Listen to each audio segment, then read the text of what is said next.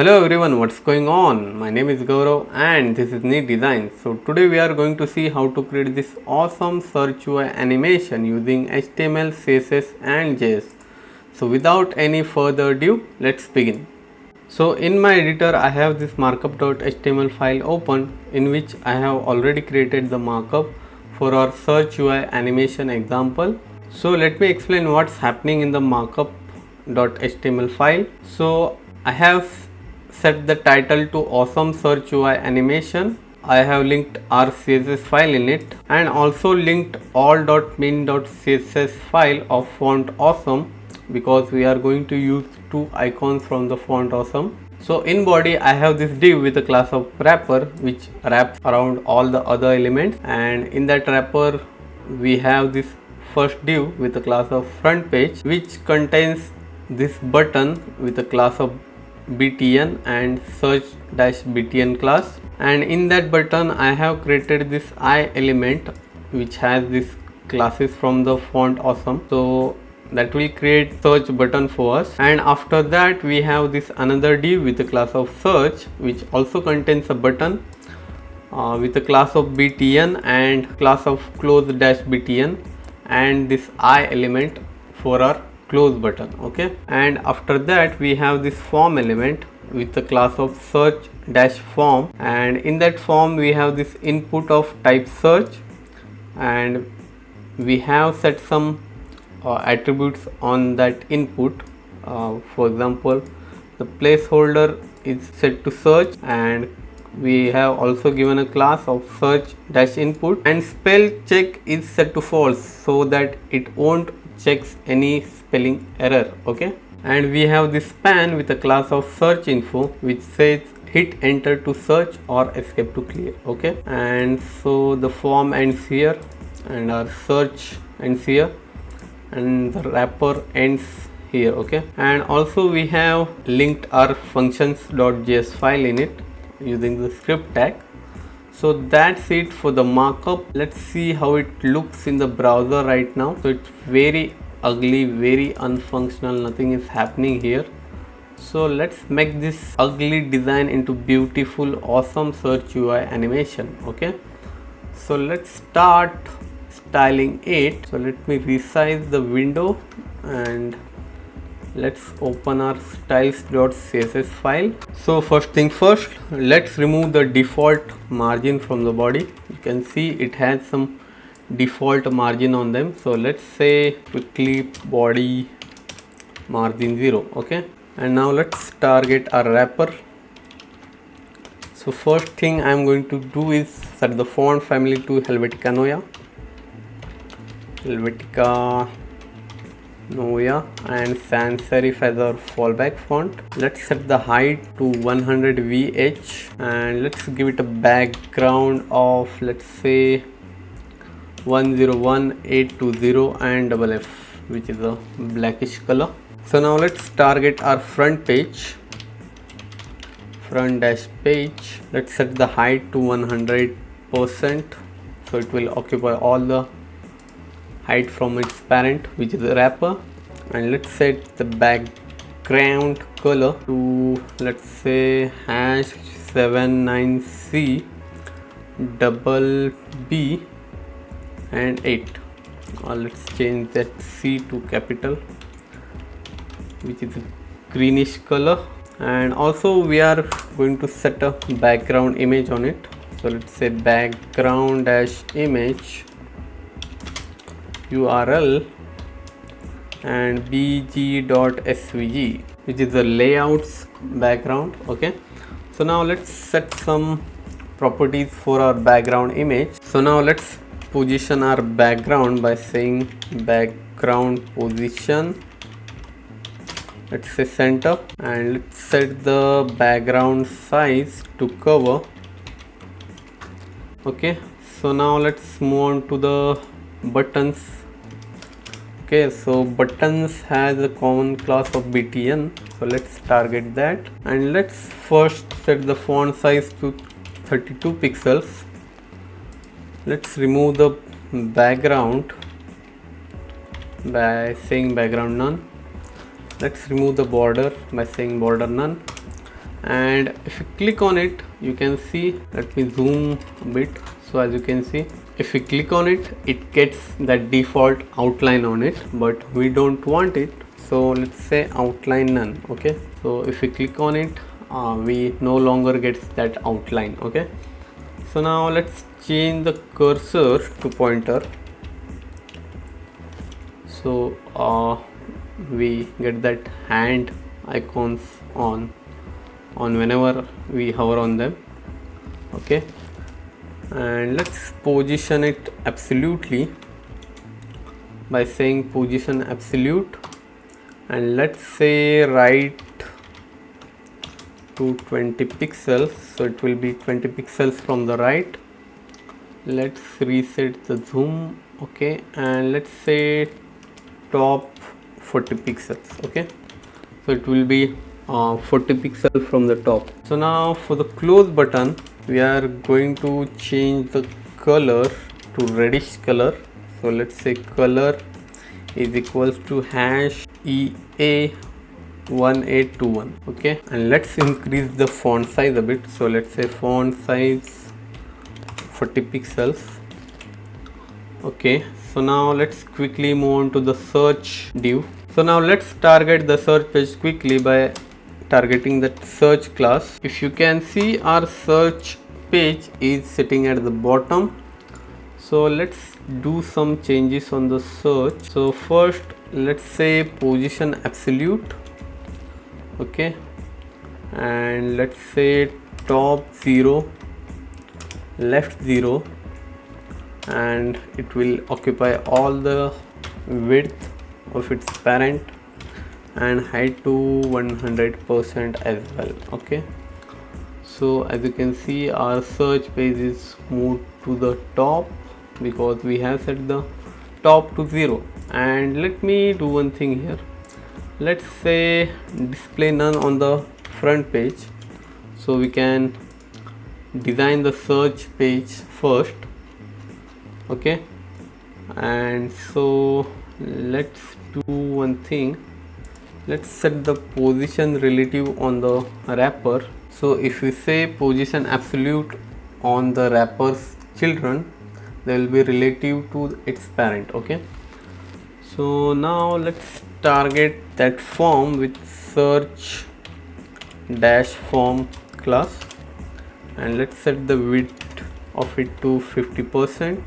So now let's set the margin of it to 200 pixel on top and bottom, and auto on each side, so that search form will be centered horizontally. Okay, and let's say now let's target that search input, search dash input. So first of all, let's set the font size to 8 VW, so it will depend on the browser's width, okay, rather than the fixed size.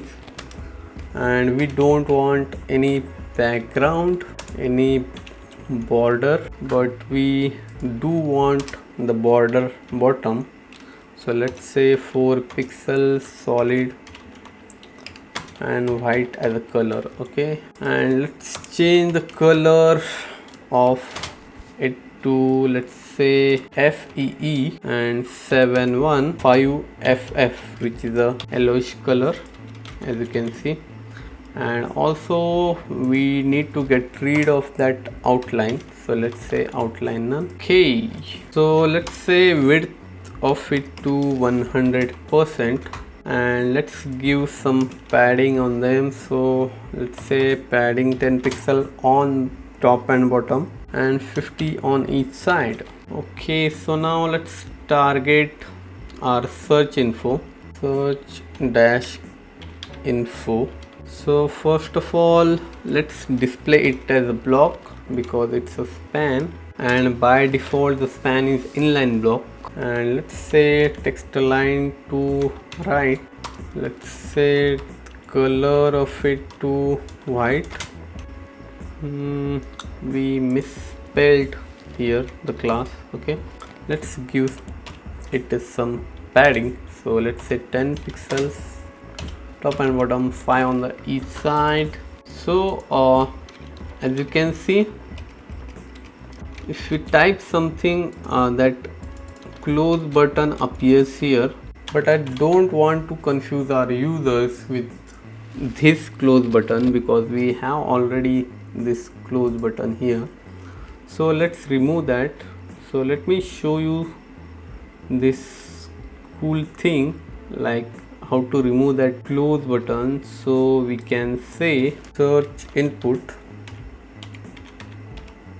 okay, which is our search bar, and we have to say webkit dash search dash cancel dash button. So lots of dashes there, and we need to say display none.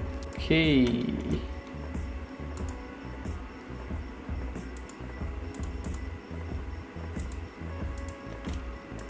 still we are getting it.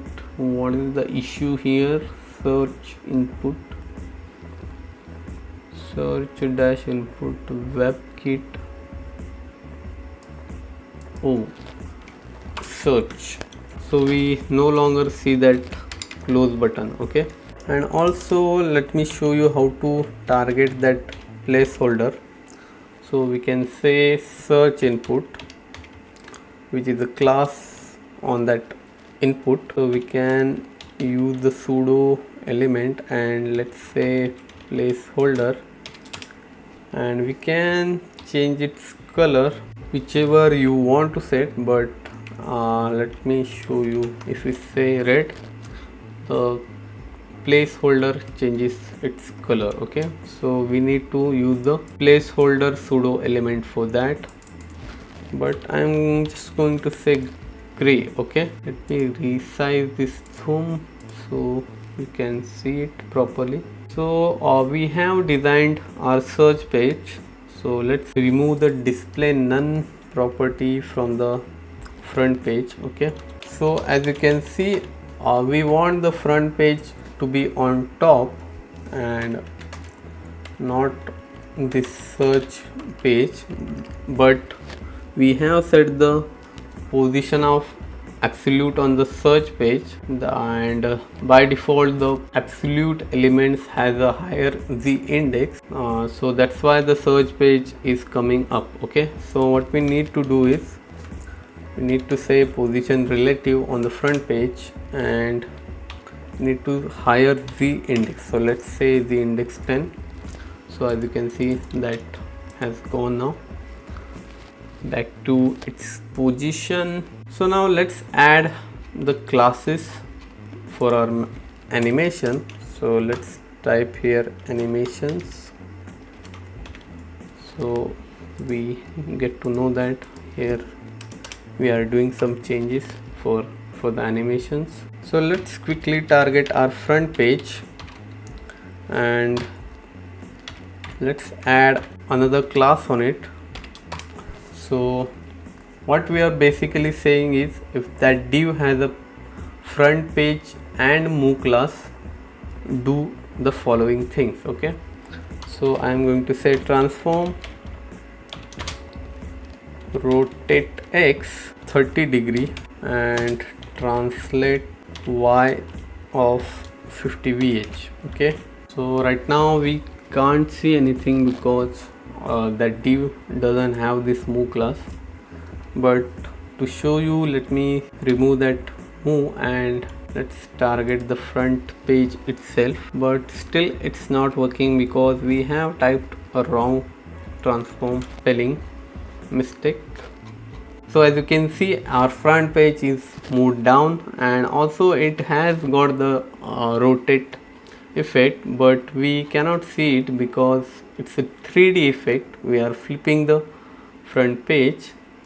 So to see that, we need to enable the 3D space on its parent, which is wrapper. Okay, and we are going to use this perspective property and let's set it to 600 pixels. Okay, so now you can see that our front page is flipped and you can see the search page also. But let's say transform origin transform dash origin and say bottom center. So it's going to transform from the bottom center. Okay, so as you can see this 3D effect now, but we don't want any overflow on the wrapper, so let's say overflow hidden. So now we are unable to scroll. Okay, and that's exactly I wanted to do. So now let's add that class back and let's add some transition on the front page. Let's say transition transform, because we are changing the transform property, and I am setting the transition duration to 0.5 seconds, and I'm going to use a cubic Bezier as a timing function. So let me type cubic dash Bezier, and I'm going to use these values, so 0.2, 1, 0.3 and 1. Okay, so let's remove this move class again so we can see the transitions. So as you can see,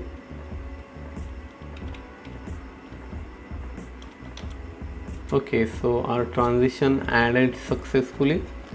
So let's copy the same transitions and let's paste on the search page. Okay, so that they both will have the same transitions. Okay, so for the search page, again we are going to use the transform and scale it down to 0.8. okay,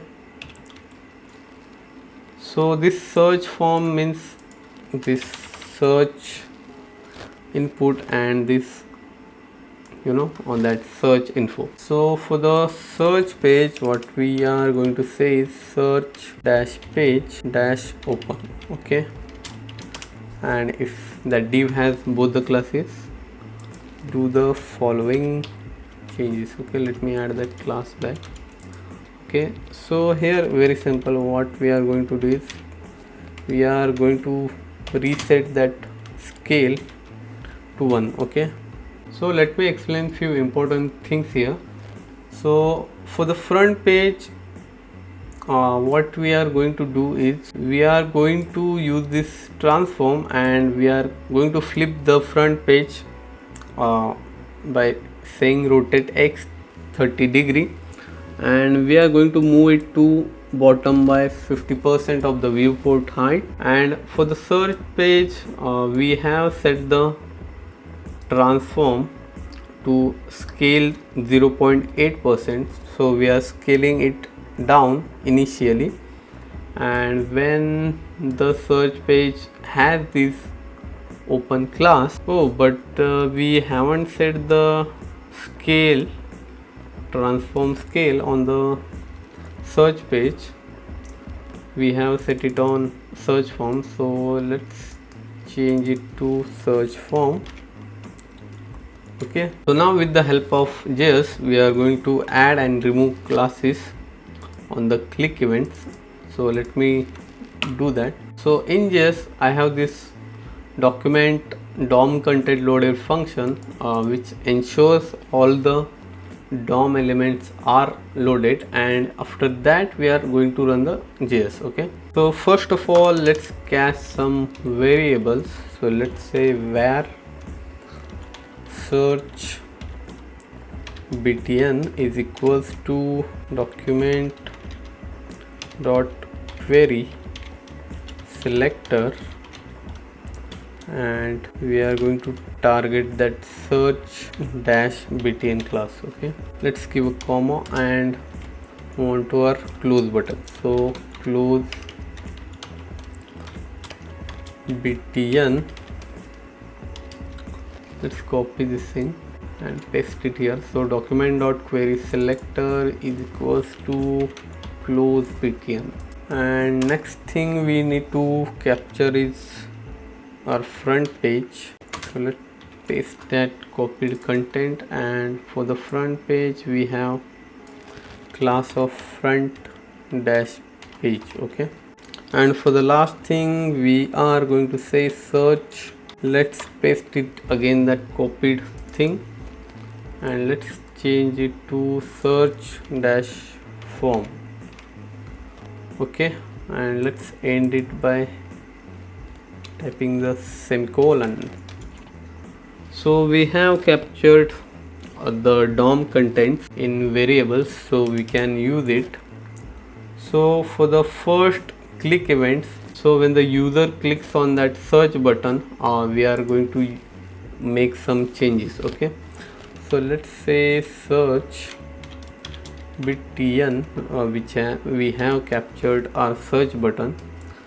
So search button dot add event listener, and we are going to use the click event, and let's add function. So whenever the user clicks on that search button, what we are going to do is, first thing we are going to target that front page,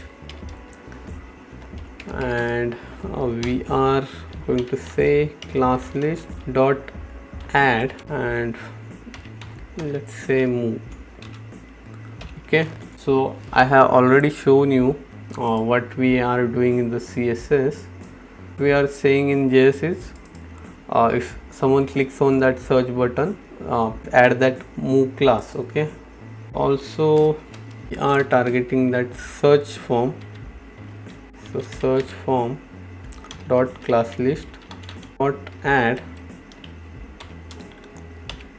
open. Okay, so it will add a open class to that div, and also we need to capture this search input, because we are setting the focus on it whenever user clicks on that search button. So let's capture it first. So it has a class of search input. So here we can say search input is equals to document dot query selector search dash input.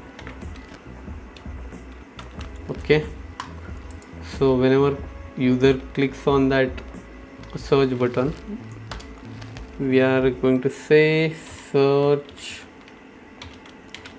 input dot focus. So now let's add the functionality for the close button. So let's copy this thing, let's paste it here, and let's make some required changes. So from the search button we are changing it to close button, and for the front page we are going to remove the class of move, and same for the search form, we are going to remove the class of open. Okay, and let's remove this thing because we don't need it. So now let's hope our code works. Oh, so our code is working perfectly. So let me explain this search input focus method. So let's comment out that, and let's refresh it. So if we click on that search button and if we start typing directly, that search input is not in the focus. Okay, so this is why I have added that focus method on the search input. So now we can directly start typing. Okay, anything else need to be explained here? So if you have any doubts, please write it down in the comments below. So you can see we have created this awesome search UI animation using HTML, CSS and JS. So if you really enjoyed this video, please click on that like button. Also subscribe to my channel, and please share this video with your other friends so they can learn from it too. So that's it guys, until next time, goodbye, see you soon. Okay, bye.